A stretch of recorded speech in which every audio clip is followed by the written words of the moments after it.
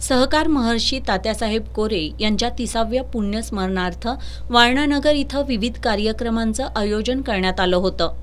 आज वारणा कारखान्याच्या प्रशासकीय इमारतीसमोर असणाऱ्या स्वर्गीय तात्यासाहेब कोरे यांच्या समाधीचं पूजन आमदार डॉक्टर विनय कोरे यांच्या हस्ते करण्यात आलं। यावेळी आमदार अशोकराव माने, विश्वेश कोरे, जनसुराज्य शक्ती पक्षाचे प्रदेशाध्यक्ष समिती कदम यांच्यासह वारणा विविध उद्योग समूहातील आणि परिसरातील पदाधिकारी, कर्मचारी आणि शेतकरी बांधवांनी समाधीचं दर्शन घेतलं। वारणा विभाग शिक्षण मंडळाच्या प्रांगणात असणाऱ्या तात्यासाहेब कोरे यांच्या पुतळ्यास आमदार कोरे यांच्या हस्ते पुष्पचक्र अर्पण करण्यात आलं। कोल्हापूर, सांगली जिल्ह्यातून प्रत्येक गावातून आलेल्या सद्भावना दौडीचं स्वागत आमदार कोरे यांनी केलं।